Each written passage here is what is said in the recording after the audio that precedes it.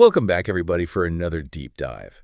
This time Mhm. we're taking on a topic that I think we all struggle with from time to time, Oh, yeah. and that's emotional regulation. Definitely a popular one. Um, so to kick things off for people who maybe aren't super familiar with this, Mm-hmm. what exactly are we talking about when we say emotional regulation? Mm-hmm. Because, some people might hear that and be like, Mm-hmm. oh, does that mean I Yeah. can't be angry? Right. Or you're just trying to suppress everything Right. and never, show any emotion. But it's not really about that, is it? Exactly right.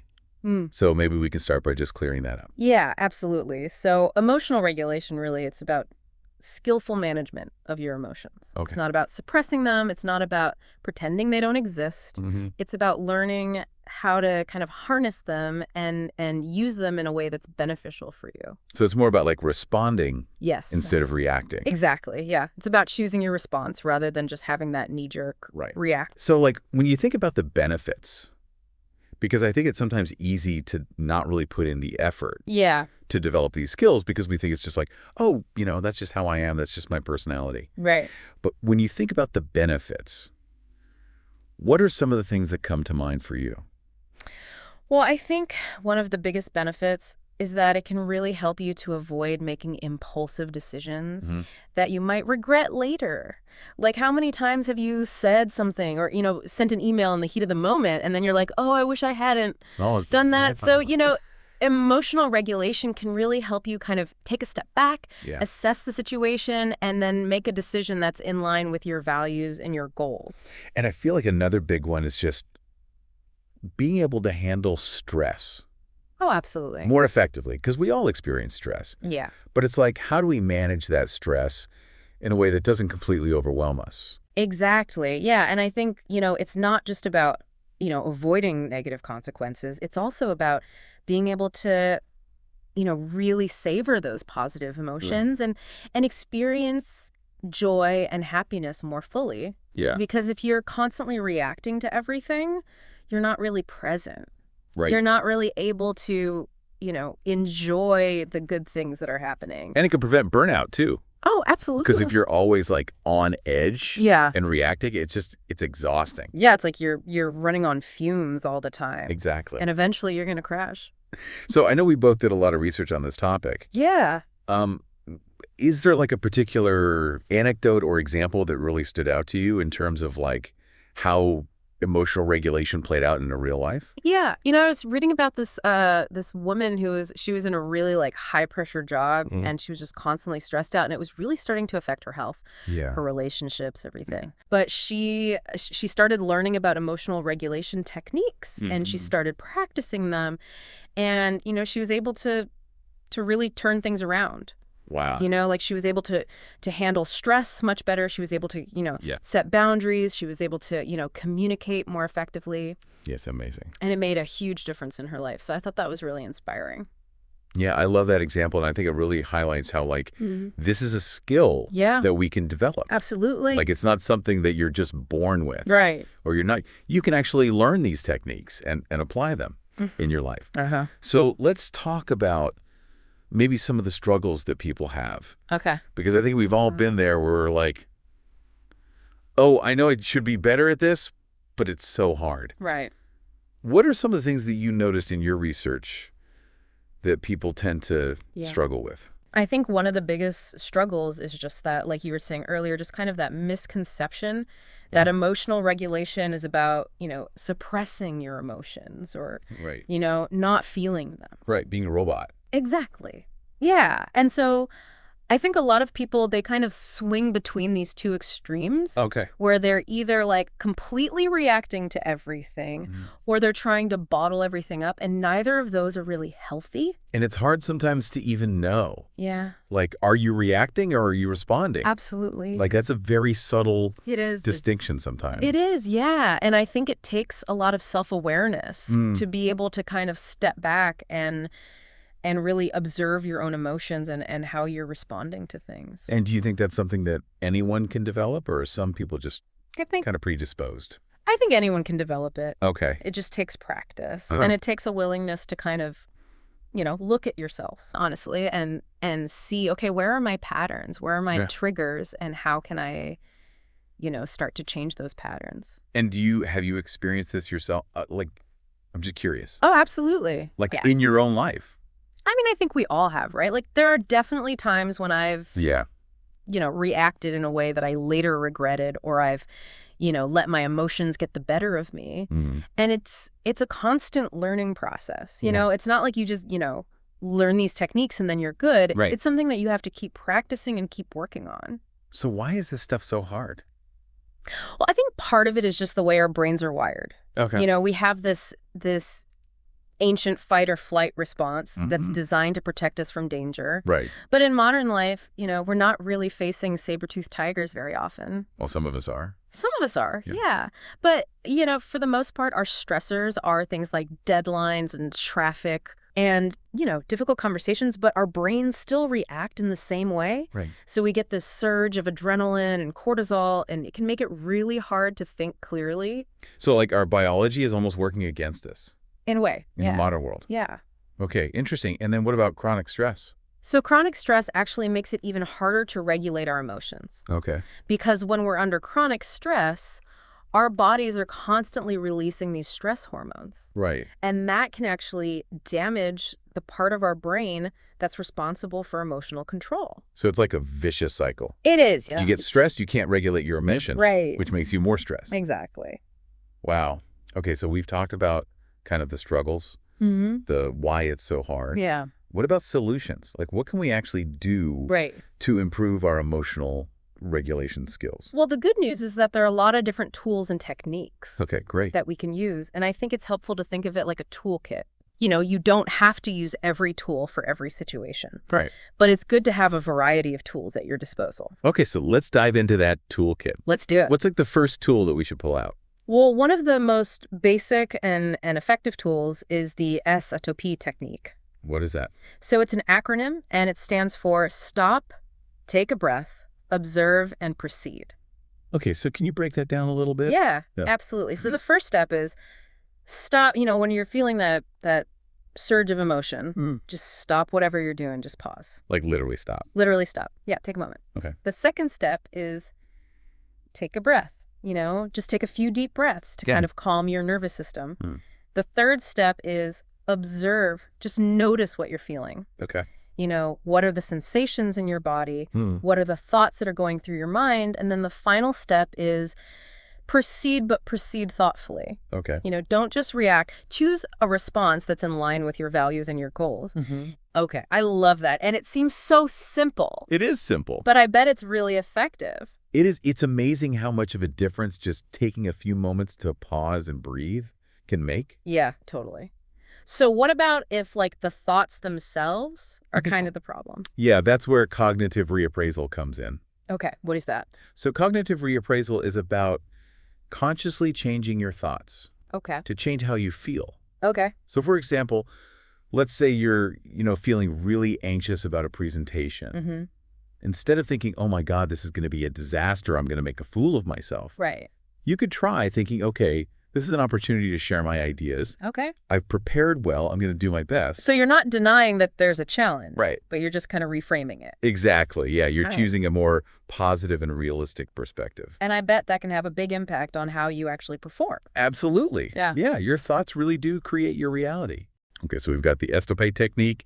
We've got cognitive reappraisal. What else? Well, another really important tool is self-soothing.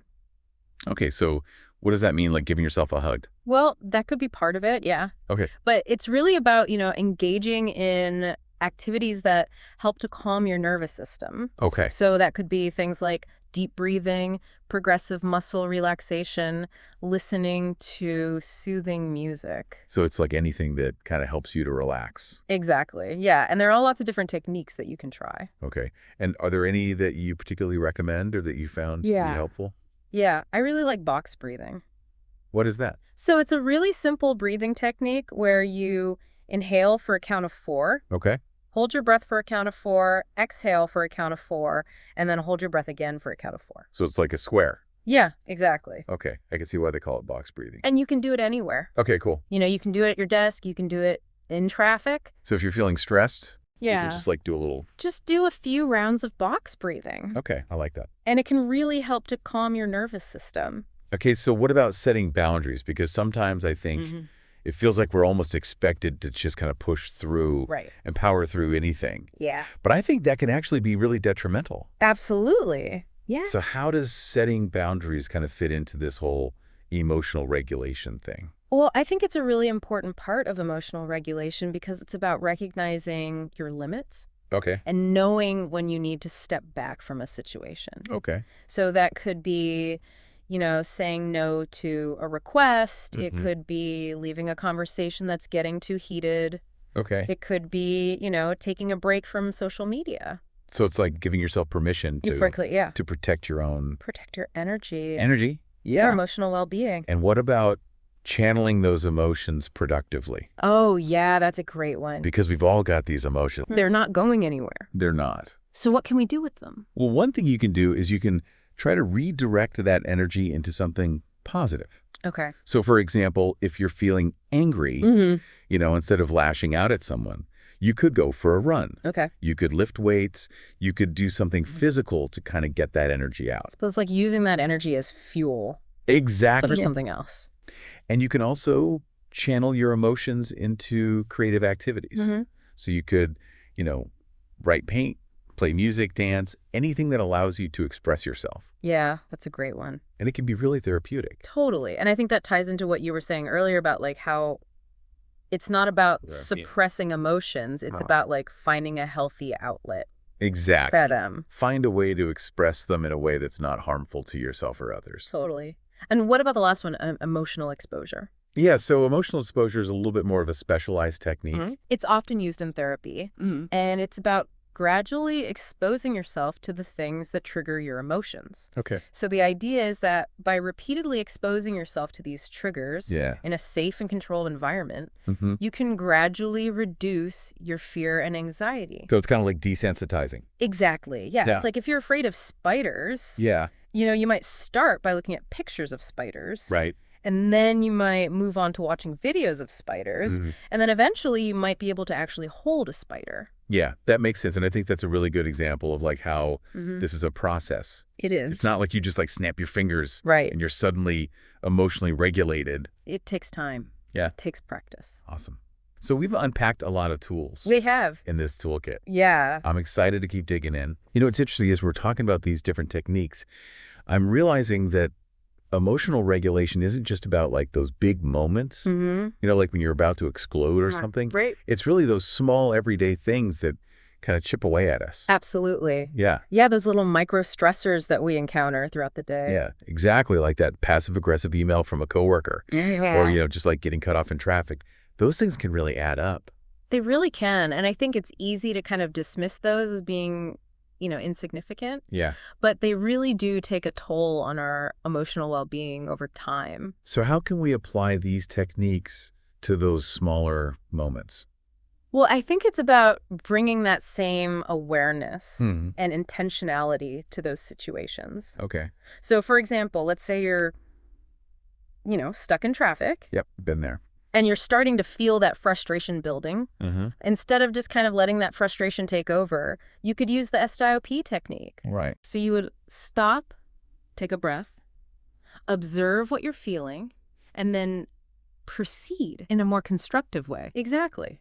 Yeah. So maybe instead of, honking your horn and yelling at the other drivers. Which, let's be honest, we've all done. We've all been there. But maybe instead of doing that, Yeah. you could, put on some calming music. Or maybe you could just, practice some gratitude for the things that are going well in your life. Yeah, that's a great one. It's like shifting your focus Exactly. from what's frustrating you Yeah. to what you can control. And that can make a huge difference in your emotional state. Okay, so what about cognitive reappraisal? Yeah, so cognitive reappraisal can also be really helpful in those everyday situations. Okay. So for example, let's say you get a critical email from your boss. Oh, yeah, not fun. Yeah, not fun, but Yeah. instead of, immediately spiraling into self-doubt, Right. you could try to reappraise the situation. Okay. Maybe you could focus on the constructive feedback that your boss is giving you And you could see it as an opportunity for growth. Okay, so it's like choosing to focus on the opportunity Exactly. instead of the challenge. Yeah, and it's about challenging those automatic negative thoughts that can really hijack our emotions. Yeah, I think that's a really important point because sometimes we're not even aware Right? of those negative thoughts. It's just kind of running in the background. Exactly. And they're influencing our emotions without us even realizing it. So how can we become more aware of those thoughts? Well, I think mindfulness is really key. Okay. Just paying attention to your thoughts without judgment. Okay. And just noticing, okay, what are the thoughts that are going through my mind and how are those thoughts making me feel? So we can start to see the connection Exactly. between our thoughts and our emotions. And once you start to see that connection, you can start to challenge those negative thoughts and replace them with more positive and helpful thoughts. And I think that ties into what we were talking about earlier with the S4e7 technique. It's like that pause gives you the opportunity to kind of observe those thoughts. Exactly. Yeah. And then make a conscious choice about how you want to respond. Right. It's about taking back control. I love that. Okay. So what about those times when we just need to create some space for ourselves? Yes. Like when we're feeling overwhelmed and we need to step back before we can respond effectively. Absolutely. Yeah, and that's where setting boundaries comes in. It's about recognizing when you're reaching your limit and giving yourself permission to take a break. Okay. So that could be, postponing a conversation, excusing yourself from a social event, or just taking a few minutes to recharge alone. So it's about prioritizing your own well-being. Exactly. And knowing when to say no to protect your emotional energy. Absolutely. And I think it's important to remember that setting boundaries is not selfish. Right. It's actually a form of self-care. Yeah. And I think when we take care of ourselves, we're better able to show up for others. Absolutely. In a more positive and supportive way. Yeah. You can't pour from an empty cup. Exactly. Okay. So we've talked about how creative activities can be a powerful outlet for emotions. Can you give us some more specific examples of how this might work? Yeah, absolutely. So let's say you're feeling stressed and overwhelmed after a long day.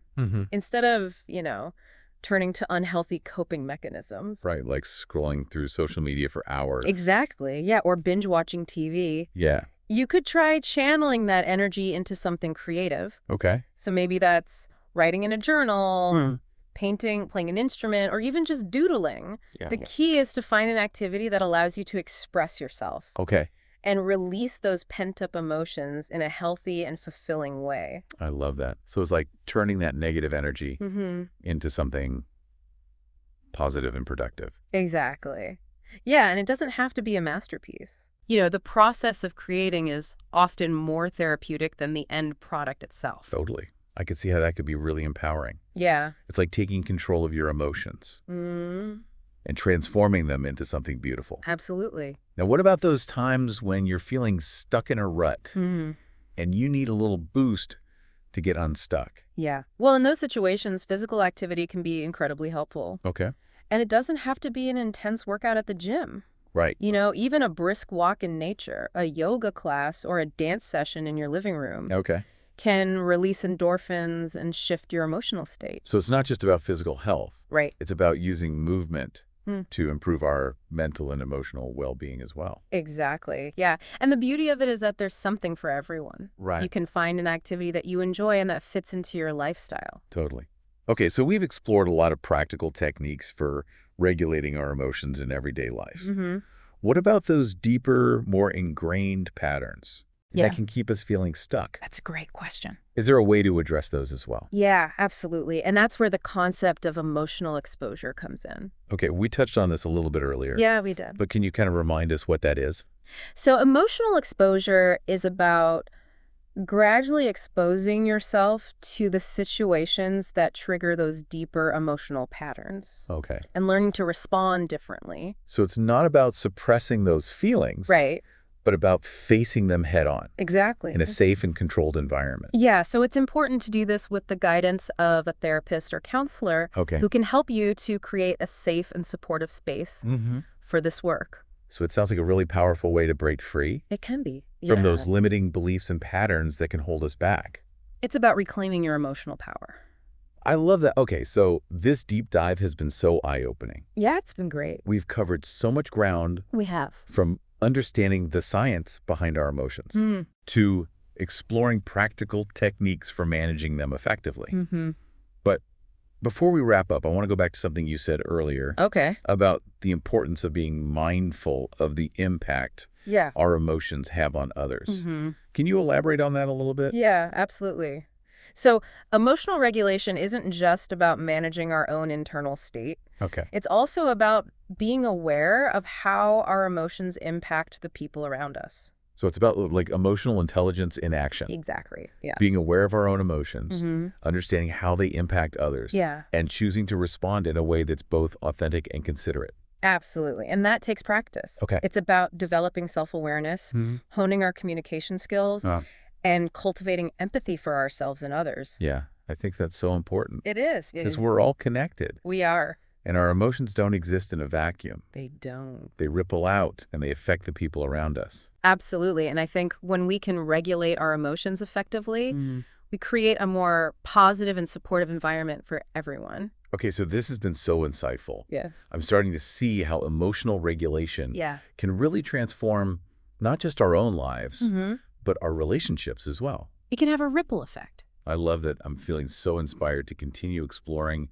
these tools and techniques. Me too. What are some resources or practices our listeners can explore to further develop their emotional regulation skills? Well, there are so many great resources available. Okay. From books and articles to podcasts and online courses. Yeah. One practice that I highly recommend is mindfulness meditation. Okay. Mindfulness keeps coming up. It does, yeah. So clearly it's important. It's a really powerful tool for developing self-awareness and emotional regulation. And it's something that anyone can do. Absolutely. Regardless of their experience level. Yeah, you don't have to be an expert. Okay, cool. You can start with just a few minutes a day. Okay. And are there any specific apps or guided meditations that you recommend? Yeah, absolutely. There are some fantastic apps like Headspace and Calm that offer guided meditations for beginners and experienced practitioners alike. Okay, cool. I'll have to check those out. You should. So this has been so helpful. Good. I'm feeling so much more equipped to navigate the emotional landscape of my life. And I think what's really resonating with me is that it's a journey. It is, yeah. It's not a destination. It's not like you just arrive at emotional mastery and then you're done. Exactly. It's something that you have to keep working on. So there will be times when we stumble. Oh, absolutely. When we react instead of respond. Yeah, we're all human. And that's okay. It is. Yeah. The key is to learn from those experiences and keep practicing these techniques. Exactly. It's about progress, not perfection. I love that. Okay, so before we move on to the final part of our deep dive. I want to pose a question to our listeners. Okay. Think about this. If you could wave a magic wand and instantly master emotional regulation, what would change in your life? Ooh, that's a good one. What challenges would become easier? What goals would suddenly seem within reach? Yeah. Take a moment to reflect on that. Okay. And we'll be back soon to explore those possibilities. Welcome back, everybody. So I hope you had some time to really think about that question. Yeah. Because it is kind of a powerful one, to imagine. Like, what if you could just instantly master emotional regulation? Right. We've talked about how it can transform our relationships, our ability to achieve goals. Yeah. But I'm curious about something else. Okay. Can emotional regulation actually make us happier? That's a really interesting question, and I think the answer is it can definitely contribute to greater happiness and well-being. You know, when we're able to manage our emotions effectively, we're less likely to be overwhelmed by stress and negativity. Right. We're better able to savor positive experiences and cultivate a sense of inner peace. So it's not about chasing happiness. Right. It's about creating the conditions for happiness to flourish. Yeah, and I think it's important to remember that emotional regulation, it's not a quick fix. Right. It's not a guarantee of perpetual bliss. Okay. It's about equipping ourselves with the tools to navigate the full spectrum of human emotions, both positive and negative. Right.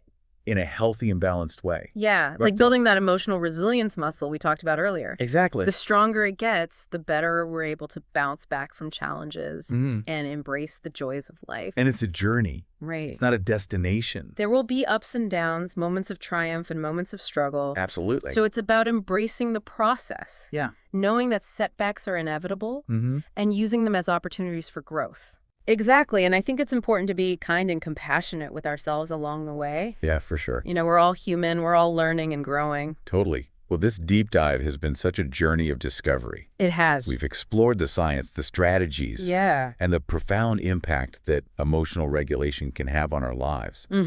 But as we wrap up, what's one final message you want to leave our listeners with?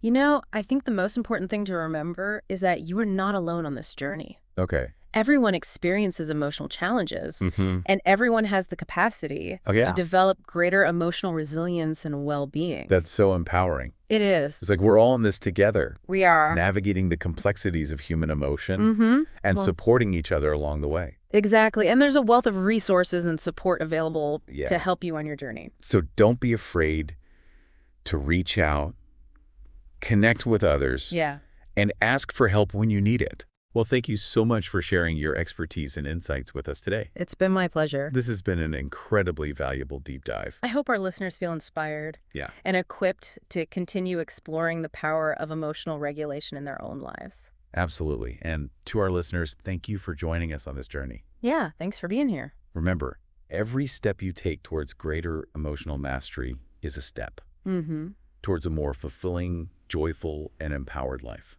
Absolutely. Keep practicing. Keep learning, and keep believing in your ability to create the life you desire. Couldn't have said it better myself.